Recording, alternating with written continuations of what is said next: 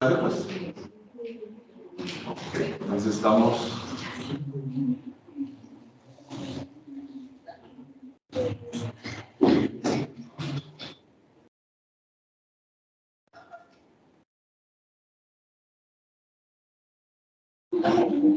¿Nos quedamos? Okay. Después del video de la prueba de Harvard. Muy bien, entonces platicamos que la prueba de Harvard, ¿para qué era, Victoria? ¿La prueba de Harvard para qué era?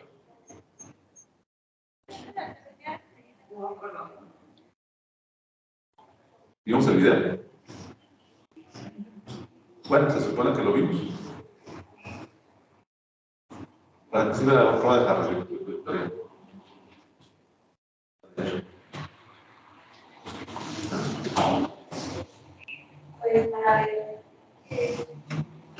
Fernanda, ¿para qué sirve la prueba de Harvard? ¿Dónde qué? Ok, pero ¿para qué sirve la prueba de Harvard? Platicamos y aparte pusimos un video de la prueba de Harvard.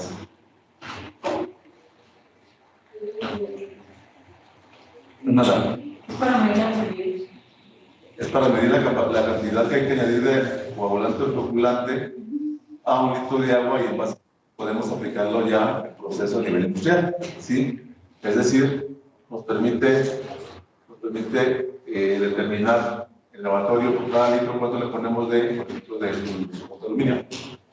Y si nos da, por ejemplo, en el video nos decían que 50 miligramos, bueno, de 40 y 60 era la cantidad óptima, obviamente 50 hubiera sido el adecuado, se pone 50 miligramos por litro de agua residual, entonces eso quiere decir que si acá están descargando 1000 litros, multipliquen esos 50 miligramos por 2000, tenemos que 10 gramos, a esos 10 gramos se le ponen a esos 2000 litros, se mezcla, como lo platicamos aquí, como se ve en el video, mezcla rápida, mezcla lenta, y luego ya esto pasa por el vertedero y el sedimento se va al fondo, ¿se acuerdan? Pues la idea es esa. La idea es que, a ver, la idea es que a las 2. No, mejor si le dejamos la Cindy. Mejor así le dejamos, ¿no? Está más chiquita. Sí, es lo más que da, ¿eh? Entonces, si mal no recuerdo, nos quedamos en esa parte, ¿no? Del video. Entonces aquí está el link, que lo pues, enlazamos. Y, bueno, lo que sigue es la precipitación. La precipitación no es otra cosa más que añadir algún compuesto que elimine o que precipite nuestra contaminante. Y en eso se basa. Si ustedes revisan alguna parte de sus cursos de química, lo que es la constante de producto de solubilidad. ¿No lo han visto ese concepto? ¿No? Ok. ¿La constante de qué? De producto de solubilidad. ¿Sí? Por ejemplo, les platico brevemente de qué consiste esa constante de producto de solubilidad, porque en eso está sustentado este fenómeno de precipitación. Si yo, por ejemplo, tengo, imagínense que tengo en solución acuosa un mol de cadmio, ¿sí? Y le pongo carbonato de sodio. Este mol de cadmio reacciona con este carbonato de sodio y nos da este precipitado. Entonces, la KPS no es otra cosa más que una constante que nos dice la solubilidad de tu compuesto de este anda alrededor de 1 por 10 a la menos 14. ¿Qué quiere decir esto? Molar. Que realmente la cantidad de carbonato de cadmio que es soluble es muy pequeña. Sí, si yo quiero disolver carbonato de cadmio en agua, es muy pequeña la cantidad que se disuelve, es prácticamente insoluble. Entonces, utilizamos esta estrategia en la cual tenemos a ion cadmio más 2, que está normalmente como nitrato, que es la forma soluble. Y si queremos eliminarla del ambiente acuoso, si le ponemos carbonato de sodio para que se forme el carbonato de cadmio que es poco soluble, ya no lo dice la KPS nos dice, ¿sabes que tienes una solubilidad de 1 por 10 a menos 14 molares? Entonces, eso lo multiplicamos por peso molecular en gramos, nos dice, si quieres disolver el carbonato de cadmio en agua, la cantidad que queda soluble en agua es de 0.05 partes por millón. Entonces, eso lo aprovechamos nosotros para precipitar al ion cadmio que está en un ambiente contaminado con el carbonato de sodio, que forma carbonato de cadmio, y este carbonato de cadmio lo más que se puede disolver es 0.05 partes por millón a pH de 11. Entonces, todo lo precipitamos, y lo poquito que nos queda es este, 0.05. Entonces, el truco es añadirle un reactivo que lo precipite y que deje un poco, casi nada, de ese contaminante en solución acuosa. No sé si más o menos me expliqué. Entonces, si yo tengo un cadmio, lo puedo precipitar como carbonato, pero también lo puedo poner hidróxido de sodio y lo llevo a pH 11 y fíjense, se precipita todo como hidróxido de cadmio y nada más me queda en solución acuosa 0.05 partes por millón de ion cadmio. Entonces eso hace que esta operación de precipitación sea muy sencilla de aplicar y nos deje bajas concentraciones de iones metálicos, se aplica sobre todo a iones metálicos y algunos nutrientes como fosfatos. Y pues es fácil de aplicar. Si yo analizo por absorción atómica en mi descarga de agua residual que tengo cadmio más 2, por decir 5 partes por millón, que es una cosa muy, muy grande, una monstruosidad de 5 partes por millón, y yo reviso la literatura, precipítalo como sulfuro, le ponemos sulfuro de sodio, nos da sulfuro de cadmio, aquí está, y la solubilidad de este sulfuro de cadmio es tan pequeña que todo se precipita y nada más nos queda 0.05 partes por millón a este pH de 100. Cindy. O sea, el cambio por sí solo sí es como soluble, pero ya cuando se le agrega esa sustancia, se le precipita y es más fácil limpiarlo del agua. Simplemente pues lo bajas de concentración del agua. Pero solito sí es soluble. Sí, acuérdate que estos iones cadmio más 2 son iones que están solubles, están disueltos en agua. Entonces, si tú le pones este compuesto, sulfuro, lo conviertes en sulfuro de cadmio, que es poco soluble, lo precipitas y lo mandas al fondo.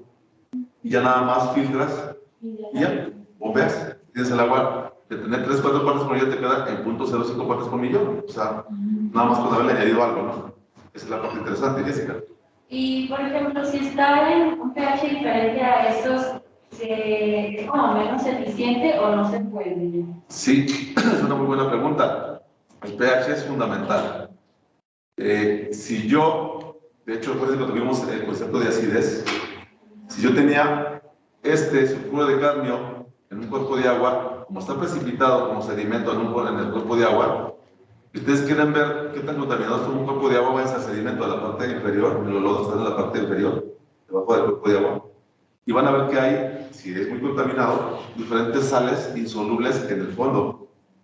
Pero si a esto le ponen un pH de 2, o sea, se acidifican, ahora fíjate, aquí yo pongo protones, ahora los protones van a competir con el cadmio por el azufre y se va a generar ácido sulfídrico y este cadmio se va a volver a disolver. Entonces el pH sí es bien importante. Entonces, por ejemplo, si tuviéramos un cuerpo de agua contaminado con cadmio y que estuviera muy ácido, ¿qué haces? ¿Ya no puedes usar eso? ¿Sí? Lo neutralizas y aparte ya le puedes precipitar.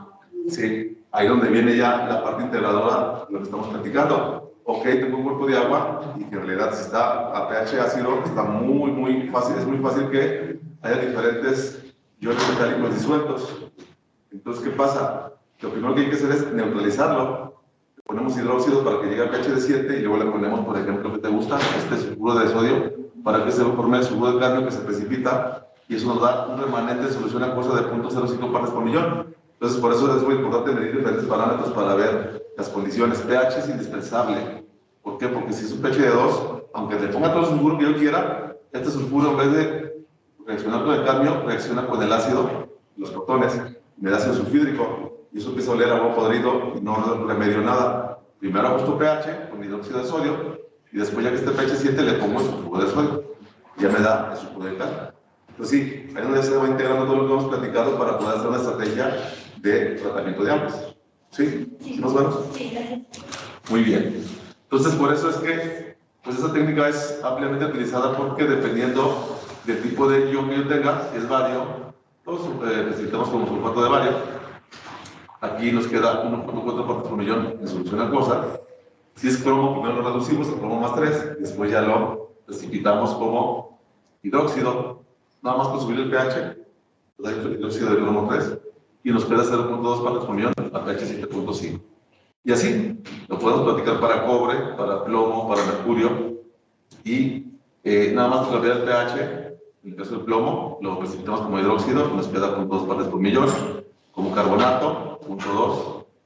Mercurio, le ponemos sulfuro de sodio, nos queda sulfuro de cadmio, y fíjense que da 0.01, a pesar de que este 0.01, todavía 0.01 partes por millón de cadmio son problemáticas. Acuérdense que esta concentración no tiene sentido si no sabemos de qué hablamos. Si yo les dijera, en un agua residual tenemos 0.01 partes por millón de cobre, sin ningún problema, se puede descargar esa agua. Pero si yo les digo, tiene 0.01 de mercurio, no, hay que tratarlo para que esto nos dé mucho más abajo, porque el mercurio es mucho más tóxico que el cobre, perdón. ¿Sí? Entonces también eso hay que contextualizarlo. Por eso es que si yo quiero eliminar, por ejemplo, se me ocurre cobre, si me queda este 0.01 parte por millón, no hay ningún problema. Si yo quiero mercurio, hay que meterle algo más, aparte del sulfuro, para que me quede en 0.001 partes por millón. ¿Sí? Ahí sí. Ahí es donde acudimos a otras técnicas. También el mercurio se puede añadir cloruro férrico, coagulándolo, que se coagula y luego sedimenta, y me queda 0.005 partes por millón. Entonces, aquí es donde ya vemos las estrategias más sencillas para poder precipitar algún contaminante, sobre todo iones metálicos. ¿Sí? Acuérdense que plomo, cobre, cromo, mercurio son iones metálicos. ¿Sí? Entonces, esa técnica se aplica principalmente para este tipo de contaminantes. Pero, No, dime. ¿se puede tener una mezcla de diferentes metales pesados?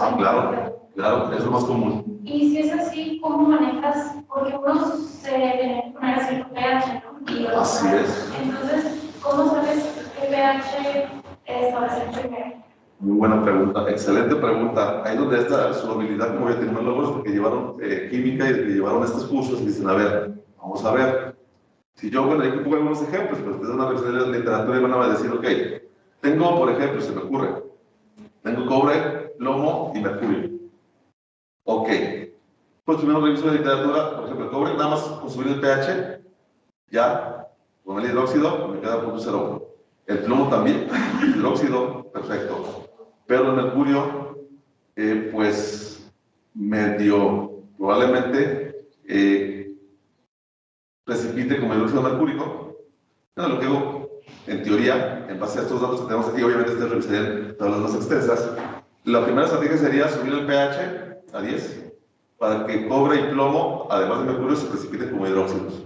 Y una vez que ya eso lo dejaste que sedimentara, filtras y luego ahora a lo que quedó, por ejemplo el mercurio, que es lo que quedó y lo que nos interesa más, pues a lo mejor le ponemos un sulfuro para que termine de eliminar el remanente.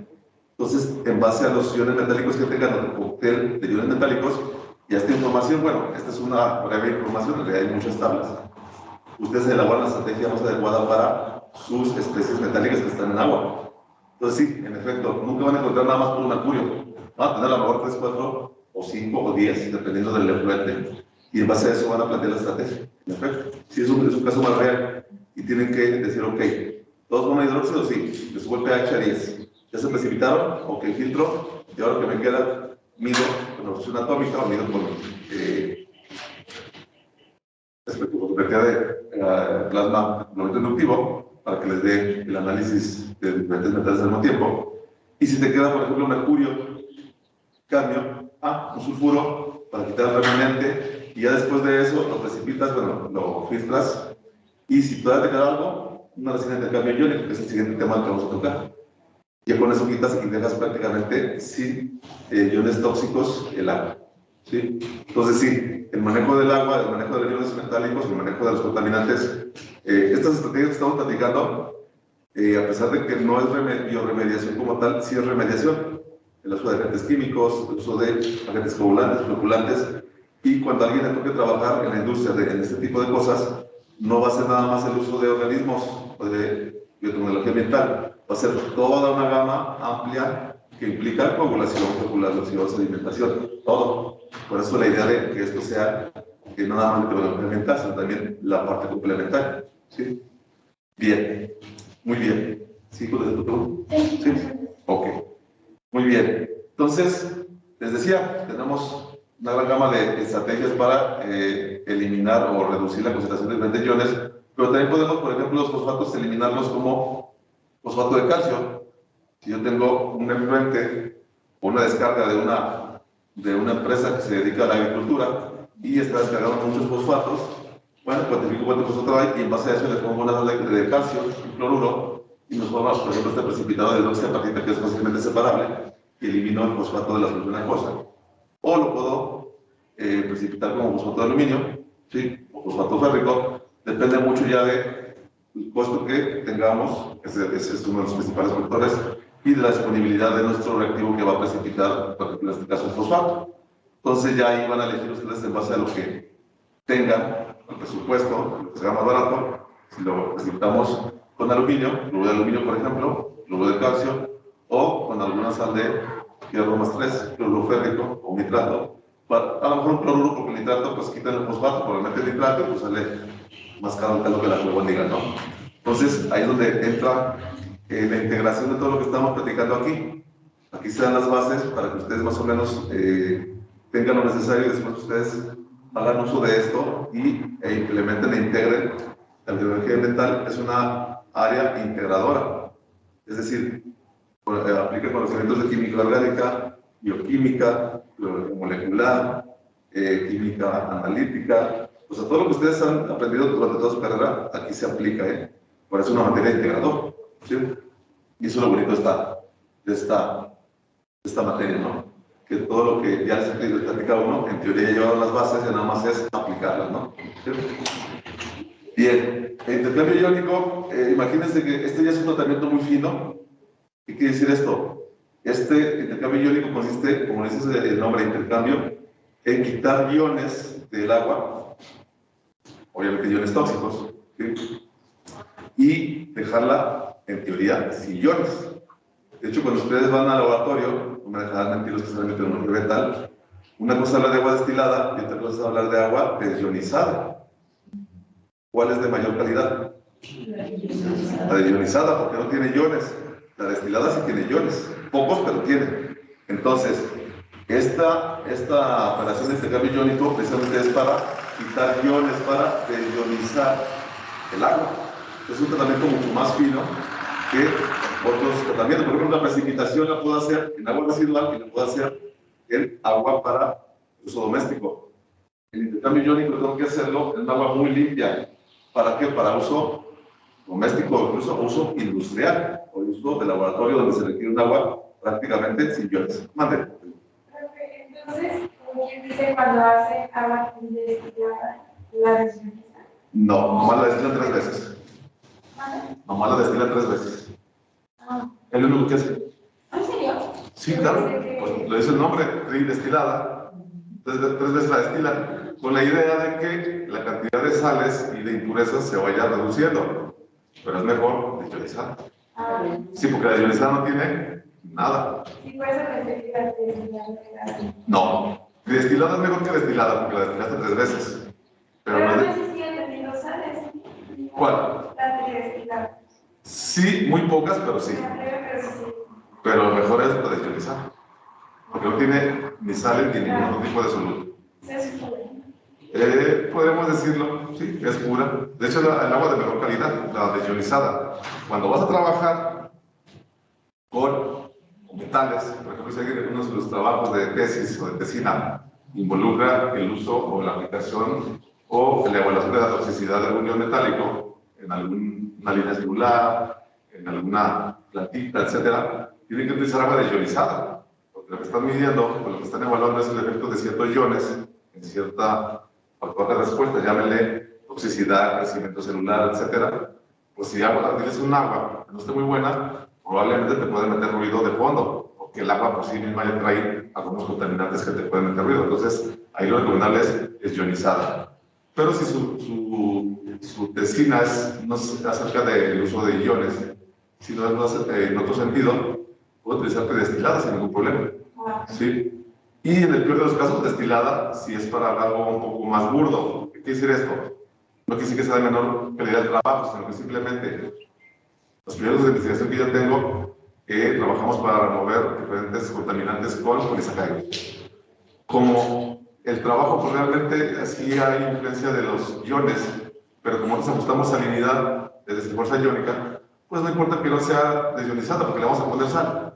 Utilizamos destilada y ajustamos la salinidad, con eso no hay problema. Ahí sí podemos tranquilamente utilizar destilada. Pero si yo tuviera que ver el efecto, por ejemplo, de los toxicólogos del ion cadmio sobre Dapnia, por ejemplo, a diferentes concentraciones, entonces sí tengo que utilizar agua deionizada, porque voy a meter el ion cadmio, pero si el agua no es deionizada y es una agua destilada, y para mala suerte lo hicieron en un alambique o en un destilador de cobre, pues algo de cobre se va a disolver y se va a ir en el agua. Entonces vas a tener el cambio que le pones más que el cobre que venía de fondo. Entonces es un efecto sinérgico, porque estos son expertos en toxicología, ¿no? ¿Cuál es el problema? Que a lo mejor, en vez de ver que se mueren 50 damias, se mueren 100, porque también le va cobre. Y sobreestimas la toxicidad del ion cadmio, o el que quieras, porque iba a partir de ese ion cadmio el ion cobre. Entonces, por eso ahí debe ser ionizado. Y para eso se utilizan los intercambiadores iónicos, estos. ¿Sí? ¿Sí, sí, más o menos? ¿Sí? Muy bien. Si tomas un agua desionizada, ¿qué? Pues, ¿sí han oído de los efectos del agua destilada? ¿Sí han oído hablar de los efectos del agua destilada? No hidrata, No, de hecho, si ustedes toman agua destilada y no toman nada, se sufre el estómago, la diarrea. Acuérdense que a nivel intestinal, Vicky, cuando ustedes comen algo y cuando llega al intestino, acuérdense que la tendencia a entrar al intestino es porque hay mayor concentración de iones, azúcares, etcétera, hacia lo que es la parte interna o el lumen del intestino. Pero si le pones agua y es al revés, afuera hay menos concentración de iones y de sustancias, la tendencia es a salir. Entonces, ¿qué pasa? Jala líquidos y te suelta el estómago. Entonces, si eso pasa con la destilada, imagínate con la desionizada, es más intenso. Pero no pasa nada. Cuando pase esto, les digo por experiencia, cuando tengan sed y nada más agua desionizada o agua destilada, póngale azúcar y ya tómensela y no pasa nada. ¿Por qué? Porque ya tiene la osmolalidad adecuada para que sus intestinos lo reconozcan, se iguale y tranquilamente se absorbe el azúcar y no se deshidrata. Y tampoco les da diarrea. Y el asunto es porque no tiene nada de solutos disueltos el agua. Pero en el momento que usted le pone un azúcar o un poquito de azúcar y sal y se la toma, está tomando agua de la llave, como quien dice. O agua de garrafón. El agua de garrafón es eso, agua destilada con algunas sales que obviamente no las purifican al 100% porque si no te venden agua destilada y pues no conviene, ni para ellos ni para el consumidor. Entonces dejan agua purificada en un garrafón que tiene poquitas sales, que no son tóxicas, y que se la tomas y no te genera ningún malestar. Entonces el truco de un agua desionizada es ponerle poquita azúcar, sacarosa de la que tienen para hacer café. Por eso te la tomas sin ningún problema. Sin ningún problema. O si tienes alimentos, pues, comes el alimento, te lo pasas como si fuera agua normal. Se mezcla todo, el estómago, el sistema digestivo, y asunto que se acabó. Yo digo porque yo lo he hecho y por aquí andamos. Entonces aquí andamos. Entonces, si malo que se tomen el agua sola, desionizada, sin tomar nada, y que sea en grandes cantidades, entonces sí llega ya a ser un barrido y sí empiezan a sentir rigores, pero una diarrea normal, no pasa nada. ¿Sí? Sí, son preguntas de repente importantes e interesantes, ¿no? Ok, muy bien. Entonces, normalmente este tipo de, como dice aquí, este tipo de tratamiento se aplica ya, es un tratamiento muy fino, es decir, el hablar de aplicar el someter un agua residual a intercambio iónico es una monstruosidad. Si yo les pregunto en el examen, a ver, ¿es factible de que usted pueda utilizar el agua residual para meterla a una columna de intercambio iónico para desionizarla? Claro que no, porque esa agua residual primero hay que darle otros tratamientos, desde loculación-coagulación, por ejemplo, para quitar todos los fluidos suspendidos, y luego si le queda materia orgánica, meterla a un tratamiento biológico, ¿sí? Los activados, por ejemplo. Y después, si ya salió con menos contenido de patógenos y de materia orgánica, a lo mejor meterle un tratamiento terciario, aquí donde viene el intercambio iónico. Pero antes del intercambio iónico, si queremos obtener un agua que no tenga iones, pues probablemente haya que meterlo o meterla a precipitación, quitar todavía lo que quedó. Y después, ahora sí, podemos meter la preparación unitaria de intercambio iónico. Es decir, el intercambio iónico es demasiado fina para meterla a un agua tan cruda como un agua residual. El intercambio iónico es un tratamiento más fino, es un tratamiento terciario en el que ustedes quieren desionizar, quitar iones metálicos o aniones, y por lo tanto es un tratamiento muy fino que pues prácticamente se aplica para agua que ustedes quieren utilizar a nivel industrial, dejarla sin iones, o para al menos un agua que quieren descartar a lo que es un cuerpo de agua, quitarle la mayor cantidad de iones posibles. ¿Sí? Pues por eso es muy fina. Pero profe, acá en el laboratorio he visto cuando usan un desionizador y he visto que, por ejemplo, la cantidad de agua que sacan desionizada a la que sobra es muchísima, o sea, es como de 10 a 1 más o menos. Sí. A nivel industrial, ese residuo que queda, ¿se vuelve a meter el proceso o no se puede volver a procesar? Se puede, sí se puede, es el agua de rechazo que le llaman. Sí se puede. De hecho, aquí es donde se maneja la cuestión de la generación de la columna del agua de rechazo. Sí se puede, pero lo que conviene mejor es utilizarla para otro tipo de uso, no para intercambio iónico. Porque como ya viene de una columna de intercambio iónico, si la vuelves a meter a un intercambio iónico, vas a saturar tu intercambiador bien rápido. La satura, ¿no? Exacto. Entonces conviene mejor meterla a otro tipo de tratamiento para un uso del agua menos fino, más grueso. Es decir, si por ejemplo esa agua tú la sacaras con algo de contenido de sales, puedes precipitarlos un poquito.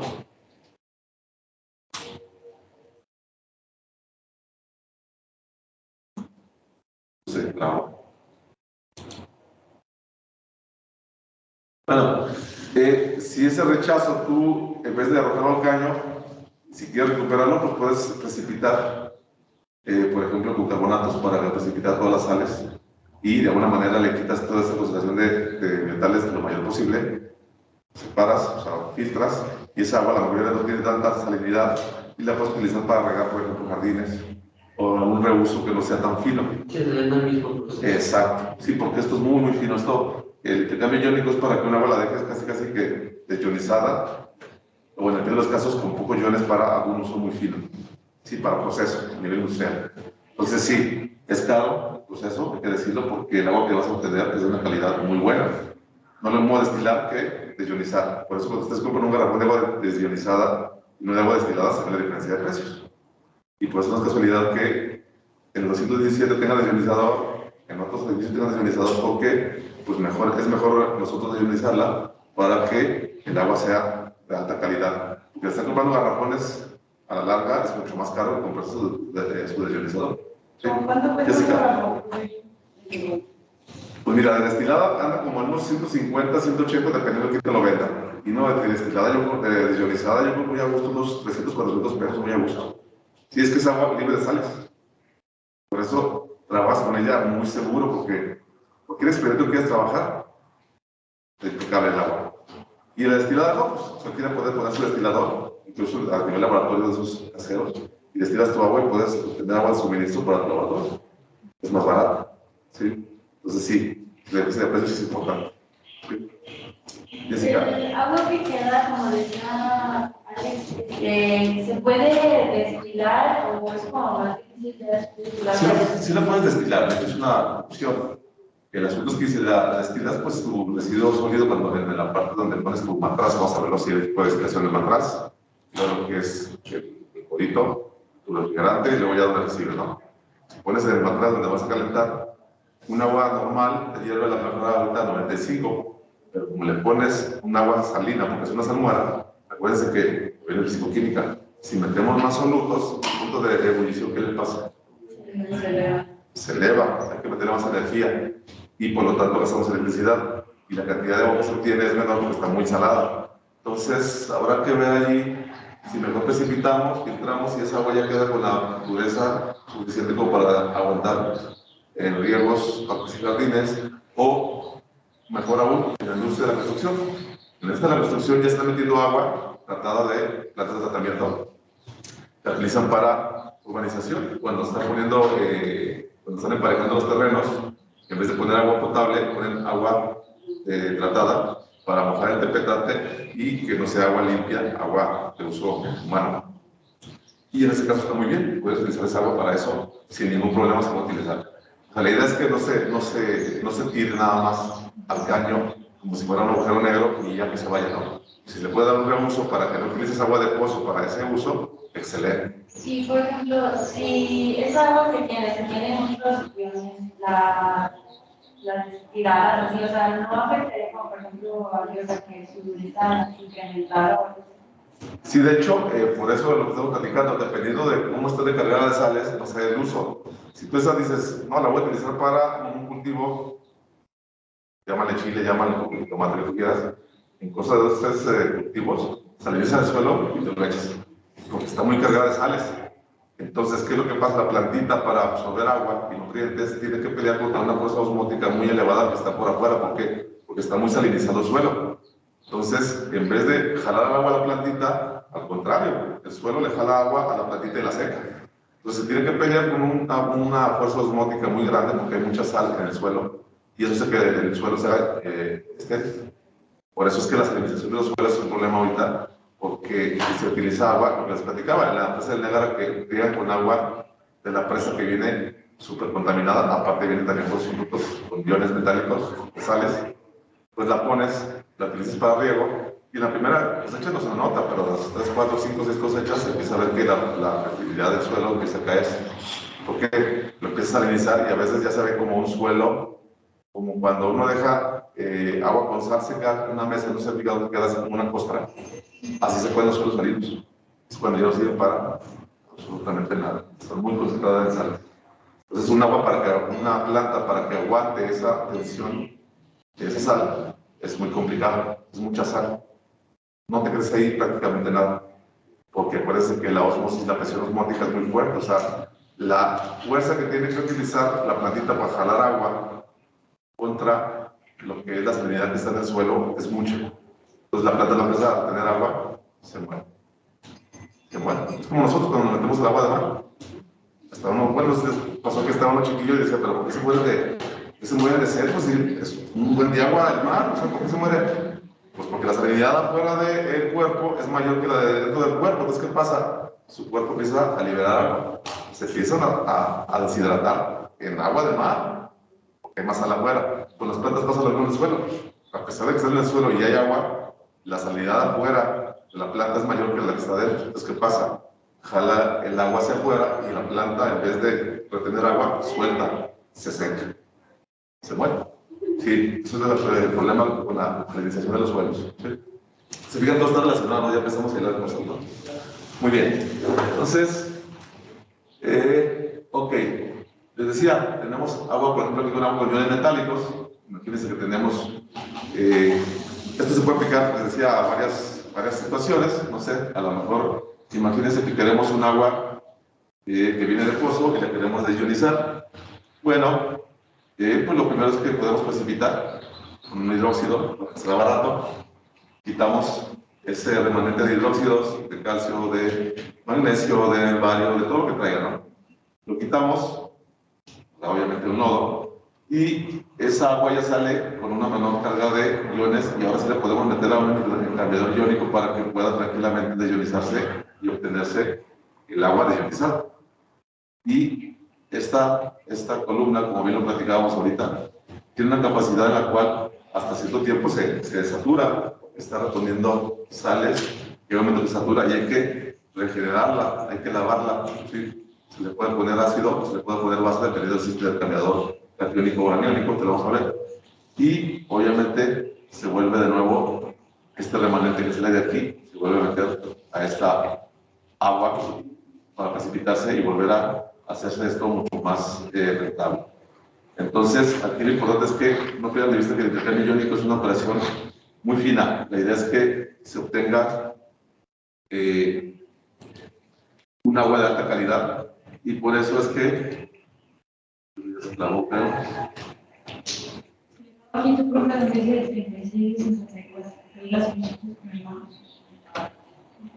O sea, resulta es que no, se me obedezca. Algo que hizo. Está curioso, de repente sí funciona muy bien y de repente medio se traba. Ok. Entonces, en base a eso, ya podemos platicar de resinas de diferente tipo. Si queremos Ya no más platico esa y les dejo, porque ya son las 15. Si queremos eliminar, fíjense, las resinas de intercambio catiónico se utilizan para remover cationes, iones metálicos, contaminantes orgánicos, pero que tienen carga positiva. Y obviamente, si van a remover un catión, se basan en grupos sulfonato que están desprotonados. ¿Qué quiere decir esto? Que este sulfonato tiene carga negativa y por lo tanto va a traer, por cargas, acuérdense de la ley de Coulomb, o cargas superpuestas se atraen, va a traer, este sulfonato es un ácido fuerte, o sea, fácilmente se desprotona y forma el anión sulfonato, ¿verdad? Y por lo tanto va a traer a los respectivos cationes, ¿verdad, Natalie? ¿Me puedes explicar lo que estaba platicando? No, es que Ok, está bien. Luego, también podemos tener resinas de intercambio catiónico, que también igual intercambian cationes, pero con sales de ácidos débiles. ¿Se acuerdan la diferencia de un ácido débil y un ácido fuerte? ¿Cuál es, Jesús? La capacidad de disociación. Ok. Pues, Ok. o sea, uno fuerte se disocia por completo y uno débil parcialmente. Exacto. Un ejemplo, el ácido sulfúrico, por ejemplo, y otro ejemplo, el clorhídrico, en el caso del ácido fuerte. Y un ejemplo acá es, por ejemplo, el ácido acético, ¿no? Incluso si hablamos del ácido acético, de una constante de acidez. En cambio, si hablamos de ácido clorhídrico, ustedes revisan la literatura, no van a encontrar una constante de acidez de ácido clorhídrico, porque de cada 1000 millones de moléculas, bueno, son moléculas porque están por las equivalentes, que por el aire acuoso, todas esas moléculas se disocian en protones y en el cloruro. Entonces, si ponen una constante, pues va a dar infinita. No tiene sentido hablar de una constante de acidez de un ácido fuerte. Pero si hablamos de un ácido que tenga un carboxilo, un ácido acético, propiónico, butírico, ahí sí hablamos de una constante de acidez, incluso hablamos de un pK. ¿Se acuerdan del pK?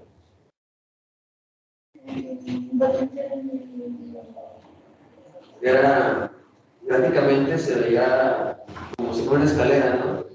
Ok. Un ácido débil tenía varios, Ajá. y un ácido fuerte, algunos nomás tenían uno, o a veces creo que ni siquiera lo llevaban a tener por fuerte, que era la disociación, ¿no? Tan rápido que era. Exacto, de hecho un ácido fuerte no tiene pK o el pK está fuera de la escala de pH que trabajamos. Pero en palabras, ¿cómo podemos expresar lo que es un pH y el pK? Ivana,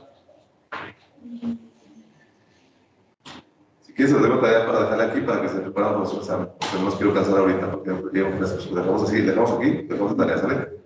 Ok, entonces si les parece a los que están en línea, aquí les dejamos para que descansen y se preparan para su examen, ¿sale?